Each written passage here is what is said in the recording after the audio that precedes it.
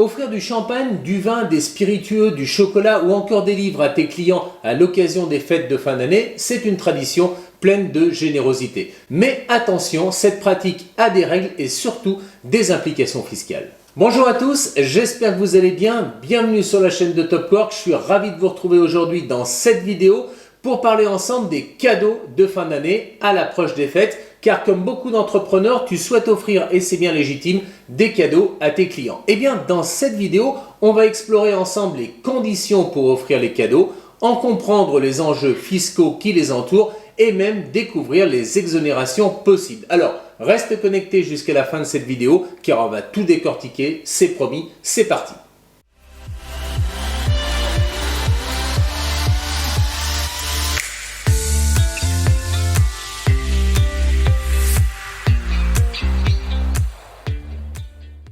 Le marché des cadeaux d'affaires demeure confidentiel et rares sont les entreprises qui osent en parler. Pourtant, celles qui vont se lancer dans le cadeau d'affaires vont plébisciter des produits de qualité, des produits made in France. Quel est le classement de ces cadeaux d'affaires ? Sans surprise, on retrouve sur la première marche du podium les champagnes, vins et autres alcools, suivis sur la deuxième marche du podium par les chocolats et autres délices gourmands. Enfin, la troisième place est prise par les accessoires de bureau et les produits high-tech. Quelles sont les entreprises qui vont consacrer une grande partie de leur budget aux cadeaux d'affaires ? Sans surprise, il s'agit des PME de moins de 20 salariés. En effet, ce sont elles qui vont consacrer le plus gros de leur budget pour récompenser leurs clients. Alors, en matière de budget, je dirais que la grande majorité des entreprises vont offrir des cadeaux d'affaires d'une valeur inférieure à 30 euros. Rares sont celles qui vont offrir des cadeaux d'une valeur entre 35 et 65 euros. Et encore plus rares, les entreprises qui vont offrir des cadeaux d'une valeur au-delà de 65 euros. Alors, bien évidemment, vous vous demandez, et c'est légitime, quel est le cadeau d'affaires idéal ? Quel est le cadeau d'affaires parfait à offrir à son client ? Eh bien, sachez qu'une étude existe, puisqu'en 2022, on vient de nous révéler que pour la moitié des répondants, il doit s'agir d'un produit de qualité, d'un produit dont la présentation a été soignée et surtout d'un produit accompagné par un message personnalisé. Enfin, ce cadeau d'affaires doit être à la fois utile et amusant. Voyons maintenant quelle est la différence entre le cadeau d'affaires et la corruption. Tu as l'intention légitime de te faire connaître ou de vouloir remercier un de tes clients pour sa fidélité, eh bien logiquement tu vas offrir un cadeau d'affaires. Pourtant il faut que tu saches que la frontière est étroite entre cadeau d'affaires et tentative de corruption. En effet, depuis l'entrée en vigueur de la loi Sapin 2, la corruption est largement et sévèrement punie. Le code pénal punit en effet la corruption de 5 ans d'emprisonnement et de 500 000 euros d'amende. Amende d'ailleurs qui peut être doublée en cas d'implication d'un agent public. Comme tu peux le constater, les conséquences humaines, financières et commerciales peuvent être extrêmement lourde. La frontière, effectivement, est étroite entre la corruption, la tentative de corruption et le cadeau d'affaires que tu souhaites offrir. Aussi, je te propose 3 critères. 3 critères que tu dois impérativement mettre en application pour éviter de tomber dans la tentative de corruption. Le premier critère, le contexte. Eh bien, ton cadeau doit obligatoirement être accordé dans le cadre d'une relation commerciale établie avec un de tes clients. Il s'agit d'un signe de reconnaissance pour fidéliser la fidélité de ce client. Le deuxième, le motif. Tu dois offrir un cadeau d'affaires sans l'intention d'obtenir un retour à quelque titre que ce soit. Troisième critère, la valeur. La valeur du cadeau est importante. La valeur du cadeau ne doit pas être disproportionnée. Aussi, je te conseille d'offrir à ton client un cadeau qui soit à proportion du chiffre d'affaires généré par ce client. Évite d'offrir à tes clients des cadeaux somptueux tels un repas gastronomique ou encore un voyage, voire même un bijou. Du point de vue fiscal, quelle est la réglementation applicable aux cadeaux d'affaires ? Eh bien, tout simplement, les cadeaux d'affaires constituent en principe une charge déductible de ton résultat. C'est-à-dire qu'en fait, ils vont venir en déduction de ton résultat à la condition qu'il soit fait dans l'intérêt de l'entreprise. Agir dans l'intérêt de l'entreprise est l'un des éléments en effet essentiels pour apprécier la déductibilité d'une charge. L'appréciation de cette condition n'est pas soumise à une définition précise du cadeau d'affaires. L'analyse doit donc être faite au cas par cas, dépense par dépense, en fonction d'éléments de fait, par exemple la taille de l'entreprise, son activité, et qui est propre à chacune des entreprises. Aucune condition n'est liée à la valeur du cadeau d'affaires.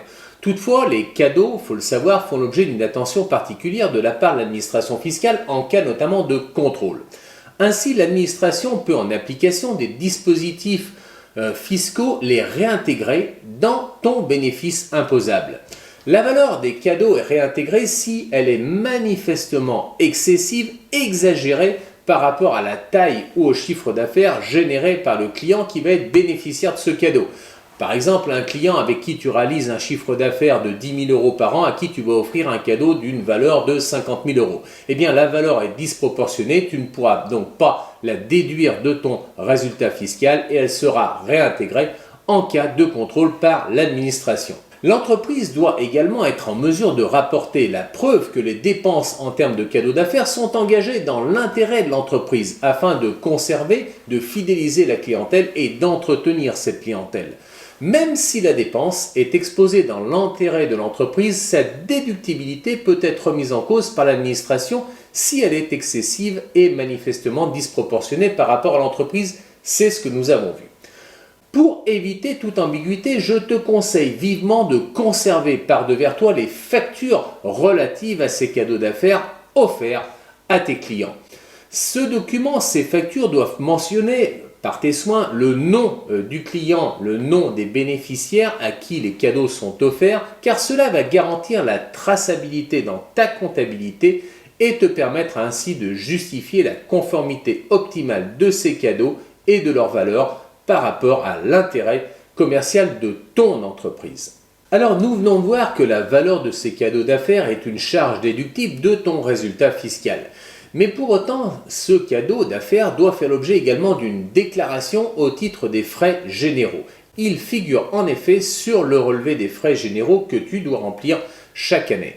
Les entreprises sont tenues en effet de fournir à l'administration fiscale, à l'appui de la déclaration de résultats, chaque année, un relevé détaillé des frais généraux pour certaines dépenses. Eh bien, les obligations déclaratives vont être différentes selon la forme juridique de ton entreprise.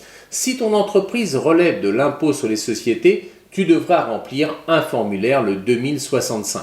Si ton entreprise est une entreprise individuelle, eh bien, tu n'es pas tenu de déposer un relevé des frais généraux et des cadeaux, mais tu dois mentionner ces derniers dans l'annexe 2031. Enfin, en micro-entreprise, c'est ce qui vous concerne généralement sur Topwork en tant que professionnel indépendant, en tant qu'auto-entrepreneur. Sachez que vous n'avez pas à effectuer de relevé de frais généraux, ni à déclarer des cadeaux d'affaires, ni même des frais de réception. Le non-respect de l'obligation d'inscription pour les autres, à savoir les EURL, les SARL, les SA, les SAS, eh bien le non-respect de l'obligation d'inscription des cadeaux d'affaires sur le relevé des frais généraux est susceptible d'entraîner une amende à hauteur de 5% du montant des sommes qui n'y figurent pas. Donc vous voyez quand même que l'amende est somme toute importante, 5% de la valeur. Enfin, et plus spécifiquement, les dépenses de cadeaux qui doivent figurer sur le relevé des frais généraux sont les cadeaux dont la valeur dépasse 3 000 € au titre de l'exercice écoulé. Il existe une exception à l'inscription des cadeaux d'affaires sur le registre des frais généraux. Cette exception concerne les cadeaux publicitaires. Alors, par cadeau publicitaire, il faut entendre les cadeaux qui vont mentionner le nom ou le logo de ton entreprise sur le cadeau. Eh bien, si ces cadeaux ont une valeur inférieure à 73 € TTC, ils n'ont pas à figurer sur le relevé des frais généraux selon l'administration fiscale. Abordons maintenant la question de la récupération de la TVA. Vous avez été nombreuses et nombreux à me solliciter à cet effet, à savoir si vous pouvez récupérer la TVA des cadeaux d'affaires que vous offrez à titre gratuit à vos clients. Eh bien, il existe un principe et comme tout principe, deux exceptions. Le principe général, c'est que la TVA n'est pas déductible des cadeaux d'affaires. Et oui, vous ne pouvez pas déduire la TVA d'un bien que vous remettez à titre gratuit à l'un de vos clients. L'administration fiscale est claire à ce sujet. Il existe cependant deux exceptions. La première d'entre elles concerne les biens offerts d'une faible valeur. La valeur concernée est de 73 € TTC. Cette valeur est établie pour 5 ans. Eh bien, sachez que tout cadeau d'affaires que vous allez offrir à titre gratuit, dont la valeur intrinsèque est inférieure à 73 € TTC, vous pourrez récupérer la TVA sur ce cadeau d'affaires. Sachez également qu'à cette valeur de 73 € TTC, vous pouvez rajouter les frais de port et les frais d'emballage. Enfin, cette valeur de 73 € TTC s'apprécie par année, par bénéficiaire et pour l'ensemble du cadeau. Prenons l'exemple d'un client à qui vous allez offrir deux montres. Deux montres d'une valeur identique de 40 € par montre. Nous sommes donc à une valeur globale de 80 €. Eh bien, vous ne pourrez pas récupérer la TVA au titre de ce cadeau de deux montres pour le même bénéficiaire. Deuxième exception, les objets de nature publicitaire. La remise gratuite d'objets de nature publicitaire, que ce soit une casquette, un parapluie ou un présentoir, une pancarte, donne droit, eux, à la déduction de la TVA. Si trois conditions sont réunies. La première d'entre elles, l'entreprise qui fabrique ou commercialise le matériel publicitaire en supporte le coût. Deuxième condition, le matériel publicitaire remis aux détaillants est destiné à la promotion, à la vente ou à la présentation des produits. Troisième condition, la remise du matériel est justifiée par les besoins de l'activité commerciale de l'entreprise. Prenons l'exemple d'un bar à qui un brasseur va offrir, je dirais, un parapluie ou encore un cendrier portant la marque de la brasserie. Eh bien, si ces trois conditions sont réunies, le brasseur va fabriquer le matériel publicitaire, il va remettre, deuxième condition, le matériel publicitaire au détaillant. Le matériel publicitaire est destiné à la promotion de sa marque, il y a bien le nom de la brasserie. Et enfin, troisième condition, la remise du matériel est justifiée par les besoins de l'activité. En l'occurrence, la brasserie va offrir des verres au cafetier. Si ces trois conditions sont réunies, la TVA sera susceptible d'être récupérée si tant est que le bien est d'une faible valeur, c'est-à-dire inférieur à 73 € TTC. Voilà en matière de TVA ce que l'on pouvait dire au titre des cadeaux d'affaires. En conclusion, j'espère que cette vidéo vous a plu. En tout cas, vous êtes armés pour préparer comme il se doit vos cadeaux d'affaires et satisfaire, gâter vos clients à l'occasion des fêtes de fin d'année. Vous savez également quelle est la frontière entre cadeaux d'affaires et tentative de corruption pour ne pas tomber dans ce travers. Enfin, votre cadeau d'affaires doit être d'une valeur inférieure à 73 € pour récupérer la TVA et surtout, il s'agit également d'une charge déductible dans la mesure où le cadeau d'affaires a lieu dans l'intérêt de l'entreprise.